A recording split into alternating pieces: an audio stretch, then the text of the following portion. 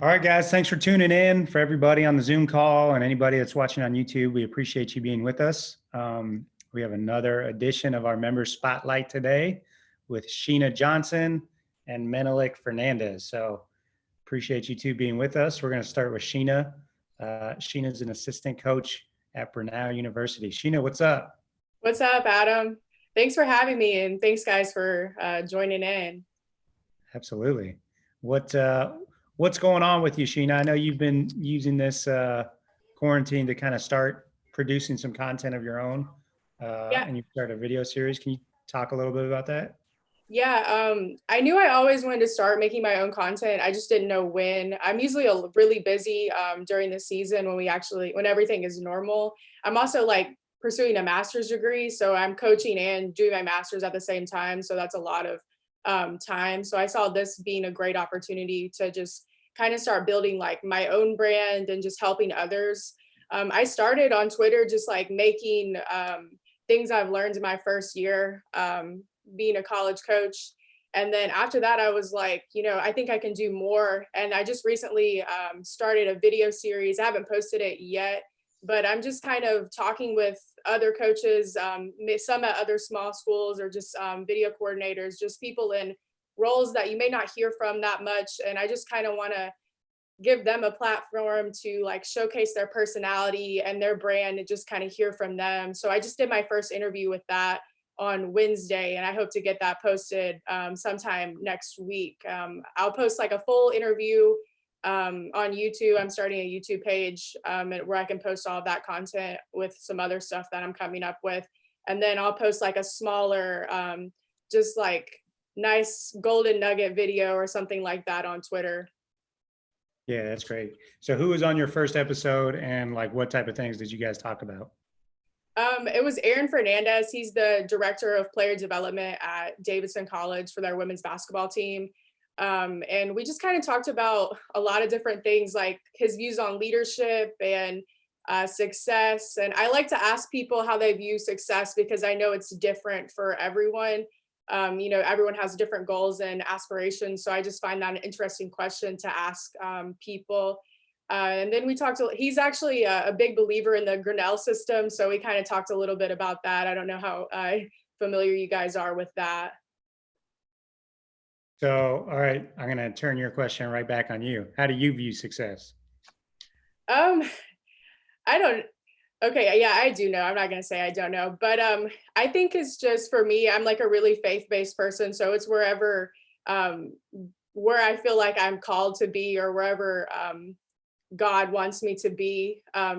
So like I have goals, but I'm just kind of out here like following God's will in my life. So whatever I'm led to do, that's kind of where I want to be. I don't categorize success as being like a Division 1 head coach or anything like that. I think it's just, am I the best that I can be? If so, then I feel like that's success. Yeah, I love it. How what have you kind of like taken away from like producing your own content, like lessons, struggles, advice for anyone who's trying to do the same thing? Um, don't be afraid to do it for sure. I think people will care about what you say, and everyone like will care about your experiences just because everyone's like journey is unique. So don't be afraid to like put it out there because I think there's always something that you can learn from someone else. Struggles are definitely just getting started and making it look good. You like I got that down after like a few like bad, I guess, videos or whatever. I used to just pre-record videos or whatever, but then I would look at them, they're like, they're not that good. So just a lot of practicing for sure. Okay, let's pivot and start talking about you and your like coaching career. Um, Tell us kind of like your path and how you ended up at Brunel and got started going down the coaching path. So when I went to my first school, it was King University. It was a D2 in Bristol, Tennessee. I transferred just because it wasn't a good fit for me personally. It was a really good basketball school. I loved it there athletically, but I thought I wanted to do something else with my major and didn't end up doing that at all. So I transferred to another school and did computer science. I was really good in computer science, just wasn't something I was passionate about. And I didn't really have an avenue to explore outside of basketball until I got injured at my second school. So my junior year, I only played 11 games due to injury. And then my senior year, I didn't play at all because I had to have ankle reconstruction. So my senior year, I got to be a student assistant on my team. And that's kind of when I figured out that coaching was going to be something for me. And I didn't have any connections at all coming out of my senior year. So I kind of emailed just a ton of people and just tried to like push my resume and everything out there and just try to get in contact with as many people as I could. And then just so happened, my head coach at Bernal responded to me and gave me an interview, and he didn't know me at all. And he liked me. And I guess I did a good job in the interview because I have a job now. So that's kind of just how I ended up there. That's awesome. I didn't know you started at King College or King University now, home of the tornado, right? Yeah, no, it's a good Singular, place. one Yeah, tornado, not yeah, plural. one singular storm, not Yeah. multiple. Yeah. Fun fact for you guys. Okay. So how long have you been at Brenau? Was this your first season? Yeah, this is my first season. Okay. Crazy how everything happens for a reason, right? I'm Yeah. sure when you're on the rehab tables in the training room and injured, you know, you don't see the light at the end of the tunnel, but it obviously leads you down this path of now your career. So very cool. How Yeah. has your first season been at Brenau? It was challenging. My head coach was really cool about just kind of throwing me into the fire and just letting me learn by like trial and error. And it kind of sucks at first, but it was something cool because I got to learn on my own and kind of have that space to make mistakes. Along with like being an assistant, we have a JV team, and I'm actually the head coach. And my head coach actually just gave me that team and was like, you know, you can ask me some questions, but like, this is your team. I want you to have this experience and I want you to learn. And I learned a whole lot being a head coach. I know that that's not something I'm interested in doing for a while, but I did learn how to be a better assistant. And that there's a big difference in being an assistant and then moving over to the head coaching chair. A lot of a lot of the blame and everything falls on you. But it was a good learning experience for sure. Yeah, what an awesome experience to like actually get to run your own team while still learning as an assistant. Why do you say it's not for you right now? What's the biggest challenges of like juggling both of those jobs? Um, there's some areas that I was able to see that I need to get better in. I definitely will. I'm self-aware enough and humble enough to be like, you know, there's definitely some weaknesses that I have that I need to work on before that's my next step and before I feel ready to just move on. And there's some experiences that I want to have as an assistant before I feel that a head coaching job would be even in my future. For sure. Okay, so of course you love Brunel, you want to be there for the next 50 years. But all that aside, what's like next steps for you ideally, and then like even ultimate career goals? Um, I want to be able to. I really love the Division 2 level when I was there. That would be cool. I don't know. I want to be able to have a lot of different experiences. I would love to be a D1 assistant just to have that experience. I want to say I tried a lot of different things. I can't say that I have just one specific goal, but the ultimate goal for me would be a head coach someday. So taking all the experiences that I've had as an assistant and then ultimately being a head coach. My overall goal and like why is just to empower women. That's why I really love women in sports and everything that Rising Coaches is doing with that. I just want to be able to be a great female role model and just kind of show women what it looks like to lead as a female. Yeah, I love it. What would be some advice you give people who are trying to break into the coaching profession or even former players of yours that want to get in or former teammates? Don't give up. And you don't necessarily have to have connections, but you definitely have to work hard if you don't have any. And I don't mind to help anyone that is younger in that position. I honestly love talking to people like that. And that was one of the main reasons that I wanted to start producing content for people like me that didn't have connections and kind of needed a direction to go in. Yeah, I love it. And that's obviously why we started Rising Coaches too, is like, for those of us that weren't, you know, high major players or NBA players or WNBA players, and didn't have that amazing pedigree, here's a way to get connected with people that are trying to do the same thing that we're doing. Not that there's anything, the people Right, with great pedigree, good for them. right. Nothing wrong with that if you can, have it. But yeah, no, that's great. I think what I want to do now, Sheena, is kind of open it up for questions. Okay. So if anybody who's on the Zoom call has any questions for Sheena, now's the time. You can jump in or raise your hand.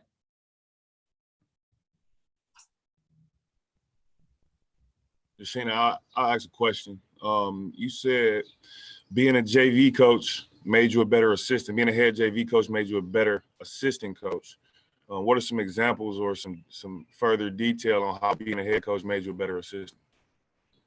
So I got to understand what I would want out of an assistant. I think that was the major key. I didn't get to have an assistant on JV. We have a 2-person staff at Bernal. It's me and my head coach. So he kind of just left me with the JV by myself, which is fine.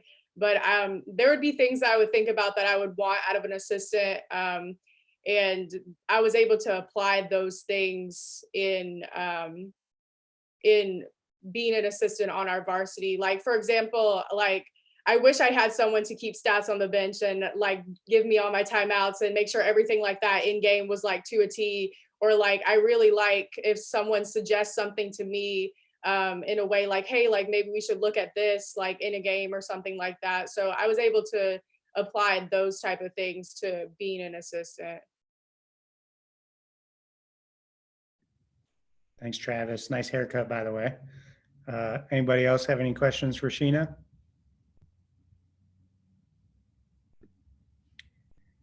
Sheena, what is is anything else that you kind of want to leave everyone with, or parting advice or anything like that we didn't cover? Not that I can really think of. Just everyone out there, just keep working hard and work hard towards your goals. That's something that I'm big on, is just working hard and working smart. And if you have the belief in yourself, you'll be able to get where you want to be if you believe enough. At least that's what I think. I love it. Sheena, where can everyone find your video series? Is that what we're calling it, the video series, or what's it called? Yeah, for right now. So I haven't posted anything on YouTube yet, but I'll link that on my Twitter whenever I do post it on that channel. But my Twitter is at Coach Sheena J, and you can follow that. If you DM me there, I'll answer it. It's something that, yeah, you'll get me pretty quick there usually. Love it. Sheena, thanks so much for sitting in the hot seat and being on the member spotlight today. Yeah, no problem. Thanks for having me. All right, good job.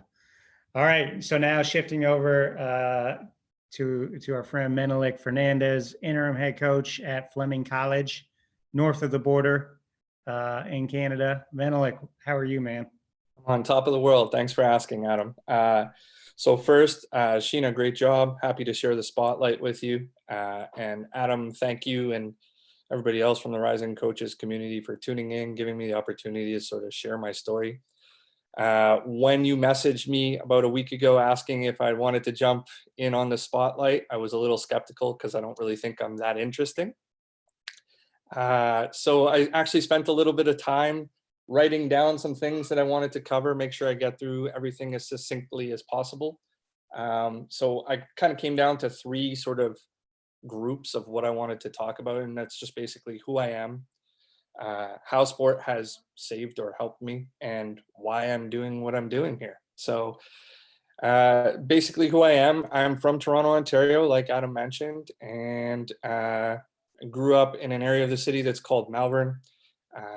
I basically grew up as an only child.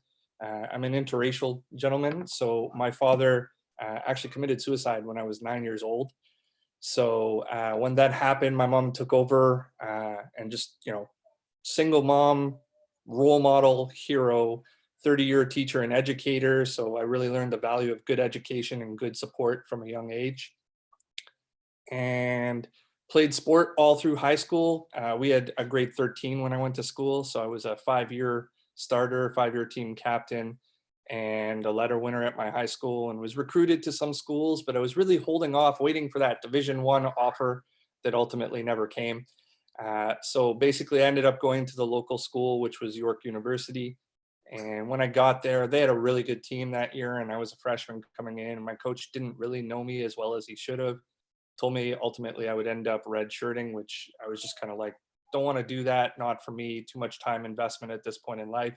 So I walked away from the game. And when I walked away from the game, I did get my degree. It took me a long time to do it, but I got into sales relatively quickly, highly motivated to make a lot of money type deal. So I sold cell phones for 7 years. And then at the end of 7 years, I became a real estate broker, opened my own brokerage, became the youngest broker of record in the city, and still have my real estate license to this day. Didn't love it. So somewhere around 2012, 13, I was going through a really rough patch in life, kind of suffering from depression, not really having the best of relationships, and was like, okay, what's missing in life? And what I really came down to was what was missing in life again was sport. So very quickly, I decided I was going to scale back real estate. I was going to get into sport. I was going to go full tilt. So I reached out to people who knew me from when I played. Now, Rising Coaches tends to typically be a younger community. I'm in my late 30s now, so I'm kind of more of a cresting coach. I like to make that joke, but because I was a little bit later on in life, I decided I wanted to go full tilt as fast as possible, and I didn't know anything about what avenues to take, how to do anything. So as I said, I reached out to people who I knew, and a lot of the people who were influential or decision makers from when I played were still influential and decision makers then. So, there's some great coaches, Coach Daryl Glenn, who's at UPEI, Coach Roe Russell, who most people have heard the name of. They all took time and sat down with me, told me, ultimately set a goal for yourself, decide where you want to be. So I decided that I wanted to be at the university level, but I didn't have enough experience. So I went to my alma mater where I played, coached 2 years of high school there. They were very kind to give me the role. And after 2 years of doing that, I started my own AAU travel basketball club, which is called Toronto Terror. And, basically did all of that on my own. Didn't really have assistants, wore multiple hats, so to speak. And with Toronto Terror, like the majority of the kids that I was dealing with were inner city at-risk youth. And that's not all of them. I mean, we had a very healthy mix, but from all of those kids, a lot of the time we didn't really have the money to travel. So I was selling real estate to fund the travel for a lot of the guys. And a lot of that was coming out of my own pocket. So we got down to a lot of tournaments. We were actually able to get a lot of kids placed. And in the 4 years that I was really actively doing Toronto Terror, we ended up getting 18 kids playing at Canadian College, Canadian University, D2 and D1 levels. Not all entirely our influence, but we helped out for sure. And then from that, I started reaching out to Canadian universities and colleges, just like, hey, this is where I want to be. So I actually messaged every coach in the country, just like, hey, I'll come and work for free. I don't care. It's what I want to do.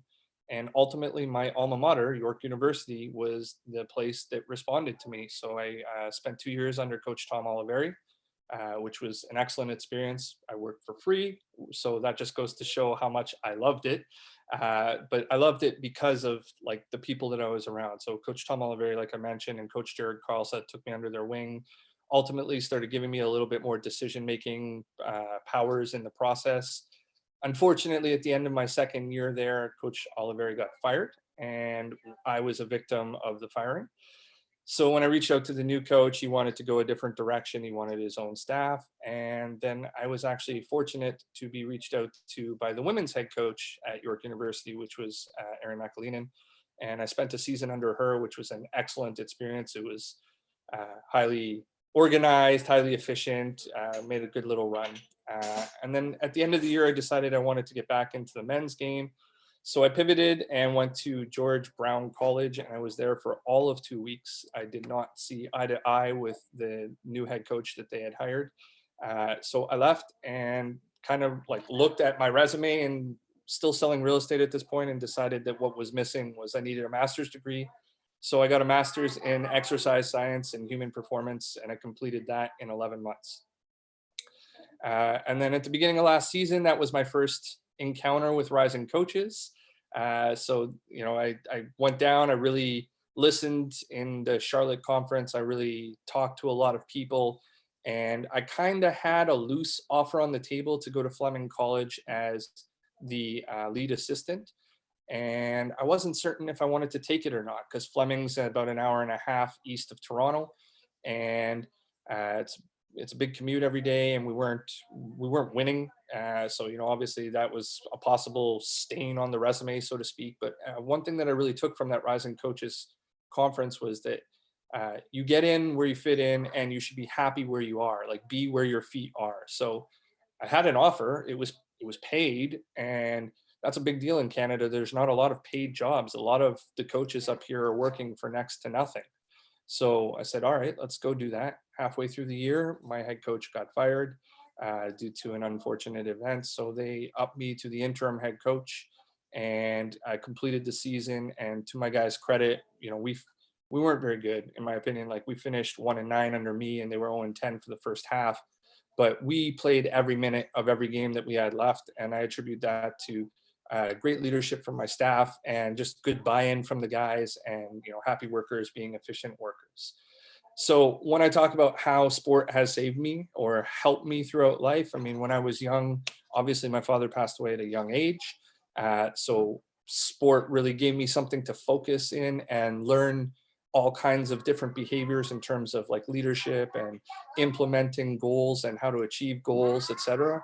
And that focus really kept me out of trouble, because immediately after my father passed away, I was starting to get into trouble, and it was kind of hard on my mom. And then later on in life, like I said, when I was suffering from depression, wrong relationships, and wrong job placement, etc., like sport gave me focus again, something to jump into. And the Rising Coaches pillars of community relationship development, I really adhere and subscribe to. Like, I think they're great pillars to gear towards, and they've allowed me to recognize a lot of errors that I have in my own personal traits and work on developing them going forward. And then, last, to tie it all up, because I know I'm kind of long-winded, but to tie it all up, sort of what is my why? I mean, when I was young and basketball was something that was new that we were stepping into, there was a coach named Sidney Buckle, who's my friend's father, and we started in baseball together, and we pivoted into basketball as we were approaching high school. We all had growth spurts. We all liked the sport better. When we pivoted, that coach spent a tremendous amount of time with us. And he wasn't a paid coach. He was a community coach who was just doing similar things to AAU back in the day. Lots of practice time, always coming over to each other's houses. And his son and one other gentleman, who's a very close friend of mine, we're almost 28 years later, and we're all still friends. And those relationships are, they just can't be formed without somebody like that doing something for me. So that was the basis of why I started Toronto Terror. And now, being in the position of being a decision maker at the college level, I really want to try and pay it forward, so to speak, and implement that with my guys.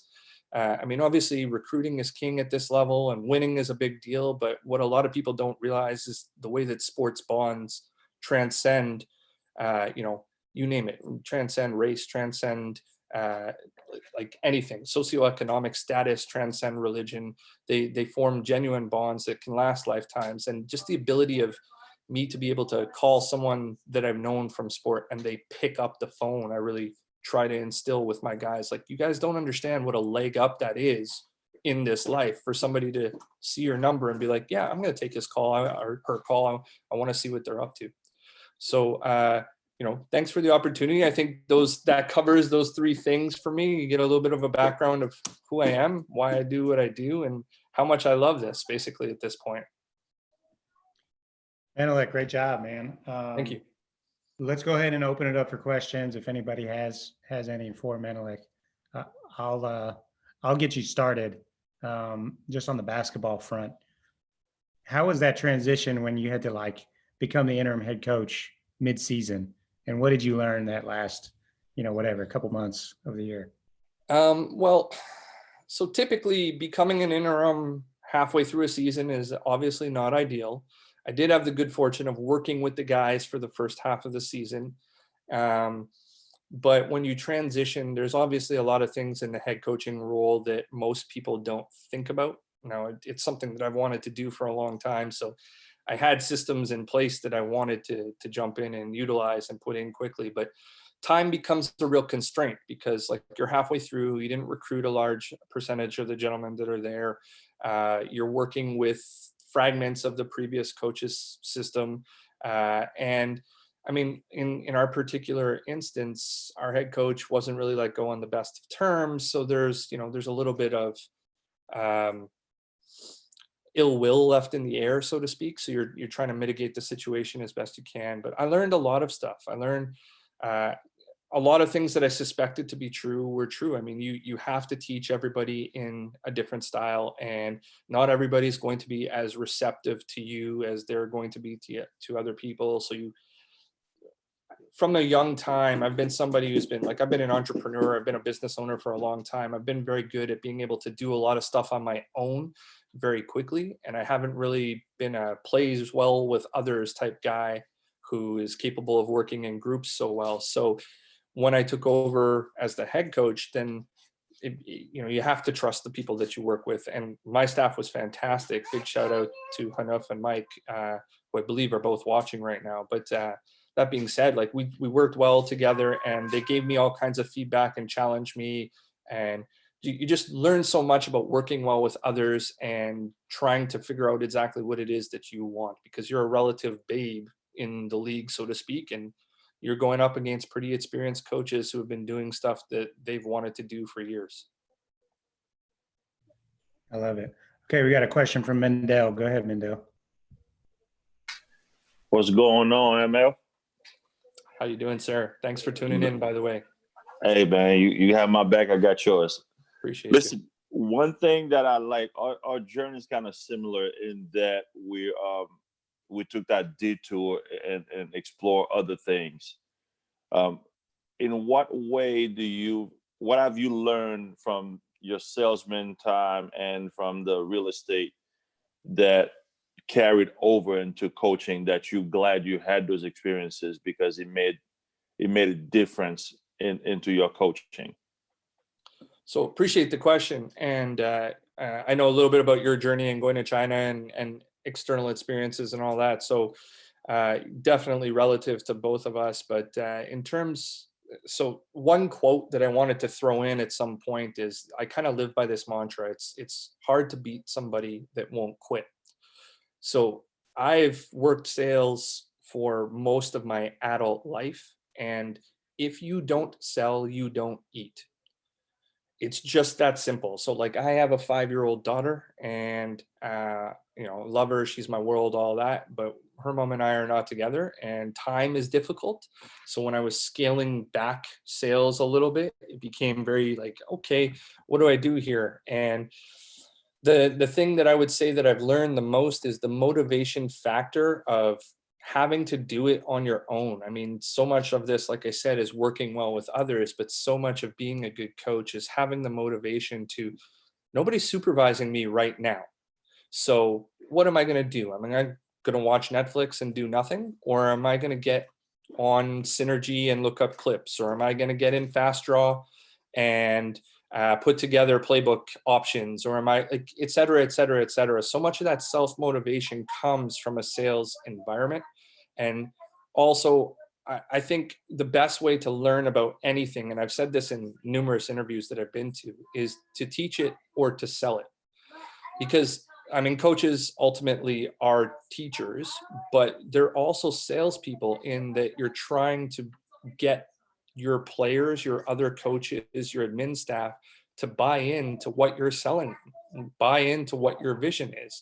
And if you know the right times, excuse me, if you know the right times of when to shut up in a sales process, or when to add more, or when to soft close or when to hard close, they're similar, and they definitely have overlap to the sporting world. Because like I said, ultimately what we do is we work with younger gentlemen or women, depending on what side of the sport you're on, and we pitch them on what we feel is the best path for them to gain success.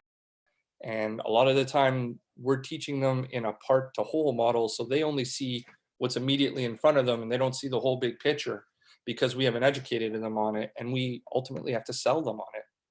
Just appreciate the question. I hope that answers it. Appreciate you. Thanks, man. Hey, Menelik, when you talk about the techniques of knowing when to hard sell, when to, soft sell, all that stuff, are those techniques that can be taught, or is that like feel that comes with experience? I think the simplest answer is that truthfully, it's both, because some people innately are better at teaching or selling than other people are. And that has a lot to do, obviously, with their environment. Like I said, my mom was a 30-year educator. My uncle was a 30-year educator. And then the majority of the rest of my family were restaurant business, which is sales. So I've been exposed to a climate where I have both, but then some people just have the confidence to step up and speak and be comfortable in front of a crowd or have people listen to them and not be afraid to object. And I like I said, teaching, selling, a sports environment, they all foster and make it easier, but it's very difficult to play or coach a sport at any sort of high level if you don't have those techniques or those abilities. And you definitely can, even if you're somebody who's farther behind on that sliding scale, you definitely can build and develop those. We've all seen numerous examples of that. Thanks, Menelik. We got a question from Russ. Go ahead, Russ. Menelik, what's up, man? How you doing, Russ? Appreciate you tuning in. I really do. Yes, sir. So I had the pleasure of working with Menelik along with Matthew and Trenton on a project with Jimmy Oakman. And I have to praise you a little bit, man. Your work ethic, your ability to work well with others was awesome. And obviously we've never met in person. So I look forward to that day, but I appreciate the friendship and the professionalism that we've been able to share over the last 3 weeks in that. So I want to say that first. Thank you, sir. I really appreciate that. Yeah. That means a lot coming from you. For those of you who are just tuning in and watching, he's a man with some clout in this industry. No clout. I just appreciate you. But my question to you is with the interim tag, how did your relationship change with the players once that hit? I haven't specifically asked them that question. Like, we did do exit interviews, but I would feel that there was a general sense of happiness with me. Like I said, we played every minute of the season that was left over and we practiced hard. And so for the first half of the season, we had guys missing practices or, late for the bus or getting to games on their own because the bus left them. Every kind of negative example that you can think of in terms of behavior, et cetera. And a lot of that changed. Like, we had guys dialed in that weren't previously, and we had guys putting forth their best effort in practice and challenging each other. And, I have nothing but appreciation for them, but I do think that my relationship once getting the title definitely improved overall. And, who knows what that means going forward, et cetera. But they could see, I think, the expression is a happy worker is an efficient worker, so to speak. I think overall there was a standard of happiness increase and guys became more efficient. And with a little bit more time, I really truthfully believe we would have won enough to get ourselves into the playoffs. We just, we were sort of up against the limitation of being midway through the season. But I'm looking forward to hopefully being elevated to actually getting the head coaching title, because the coronavirus has put all hiring in my institution on hold. And I believe that I will, and I've got a good recruitment class coming in. So I'm looking forward to the opportunity to see what we can really do with a full season, full schedule, if we're lucky enough to have that. Yeah. Well, you're a rising star, man. Keep working. Thank you, sir. I really appreciate it. Okay, David Bentley, go ahead, buddy. Man, what's up, man? How you doing, David? Good, Thanks man. for tuning in, man. Absolutely. Thanks for sharing. Met you last summer at Rising Coach in Charlotte. So, man, I've really enjoyed kind of getting to know you and hear your journey. Kind of what you just mentioned is you were talking about, you got the interim job and obviously COVID's kind of got different plans as far as putting everything on freeze. What are you doing right now to either help yourself or to, I guess, stay in the mix with either the administration wherever the decision maker is, so that when that time comes for them to make the decision, obviously you're prepared and ready. If that makes sense. It does, and thank you. It's an excellent question. So for me personally, I'm doing a lot of development stuff. So Rising Coaches obviously is amazing. Most of you guys see me on these talks like every day. I do some of the NABC stuff. Chris Oliver and I forget the other person who's running it or whatever. There's a Canada Coaches Clinic that's going on. So it's basically who's who of the Canadian head coaches at the high school and at the college and university levels, talking about things like practice planning or similar topics to what we talk about. So I'm very deep into the education component. I have a personal goal of improving my own fitness. So I've been walking and lifting a little bit lately. I'm a little bit overweight at this point in life, which is kind of interesting because I was very athletic when I was younger. So I was joking around with one of my friends about 2 months ago, just, it's kind of weird to think about athletic endeavors as something that I don't really think I can do anymore. So that hit home when I went home that night, decided that I'm going to try and get in better shape. I feel like it helps you have more of the respect of the gentleman. Coach Travis Lewis actually was talking about one time about being a coach that can play. And, there is somewhat of that effect. Like if LeBron James walks into the gym and starts teaching you X, Y, Z, you're going to listen to him a little bit more than Menelik Fernandes. So, being in better shape is definitely something that I'm working on and trying to get better at. And then for the reaching out element, we've kind of created a network of coaches up here that are willing to share, because I think that is something in Canada we're pretty bad at. The majority of our coaches that have success at the high school level or the AAU level have success because they're sending players to the States, and they're sharing with coaches from the States, which is excellent. Don't get me wrong. But there are some coaches now that are, hey, look, we want to share more among ourselves, and we want to be able to learn the game.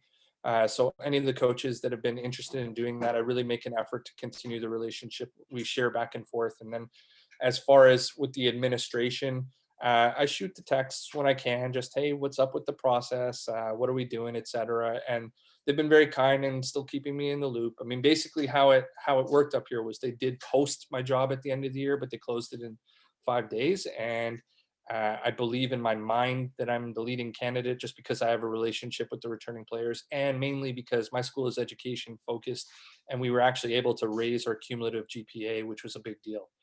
But beyond that, there's only so much I can do at this point with the administration. So it's really just kind of a waiting game to see what's going on, and hopefully that works out. Thanks, man. Menelik. Hey, Travis, how are you? Good, man. Great job. Thank you, sir. Great story. A lot of the questions that I wanted to ask the guys have already asked. So I guess it's like, don't be great by yourself. You diminish your impact type of moment.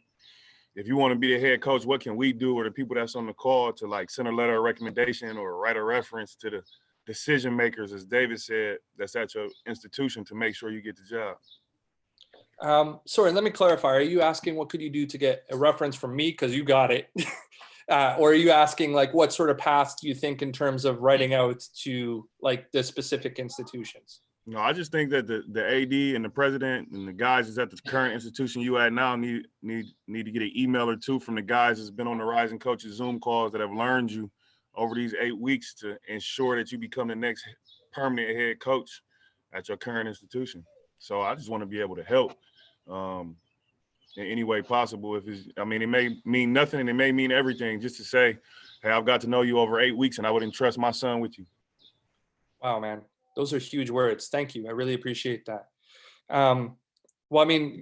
Anybody who's willing to do that for me, obviously I would take the help. I would let you know detail wise what to do afterwards. And I would reciprocate that for any of the guys that are in this community that I've worked with, et cetera. One thing that I want to mention is just my personal standpoint. And I know we've gone a little bit long here. I'm sorry, Adam, but my personal standpoint is that like, this is a hard profession, just like Adam mentions all the time. So anybody who needs any help at all, please feel free to reach out any way that I can. I will definitely do that for you, even if it's, maybe I don't have the tools, but if I can pat you on the back and say, like, I've been through that as well, I'll do that. But I think truthfully, at the end of the day, the real value of the relationships that we talk about is it goes back to the rising coaches pillar of like community, in terms of, I don't want to reach out to coaches to try and get ahead. I want to reach out to coaches to try and help. I want to reach out to coaches to try and learn. And some guys are going to big time you. That's just what it is. Ultimately, at the end of the day, I've experienced it. Like I said, there's 108 coaching jobs in Canada on the men's side. I have written every single one of those schools and offered to work for free to most of them. And most guys will either not respond or big time you. And it's wrong. It just needs to change. It's that simple. So whatever position I'm fortunate enough or not fortunate enough to end up in, if there's any way I can help, please, any of you guys, let me know. Thanks, Menelik. Hey, before I let you go, I always like to ask people on the spotlight, what's your ultimate goal? Are you trying to, well, I'm not even, go ahead. Tell us your ultimate career goal. I'd like to coach at the highest level that is possible for me. And I think that will ultimately be defined in a hindsight vision. Am I good enough to make the NBA? Am I good enough to make the G League? Am I good enough to go, international to a FIBA? I don't know. I don't know yet. I think that I am. Maybe some people think that I'm not. I'm fortunate enough now to be in a position where it's possible that I could end up being a head coach at the college level. But that being said, it's whatever is possible ultimately will be defined in a hindsight role, but I want to coach at the highest level possible. And in addition to that, I'd like this to be Coach Jay Triano at Charlotte's Rising Coach event said specifically, sometimes you have to do what you have to do in order to do what you want to do. I want to coach. I want this to be my full-time profession. I want to be able to earn a sustainable living doing it. And I think that's my next goal, but my ultimate goal is to coach at the highest level possible. Good answer. Great job, Menelik. Appreciate it. Thanks, guys, for tuning in, and thanks for everybody who watched on YouTube.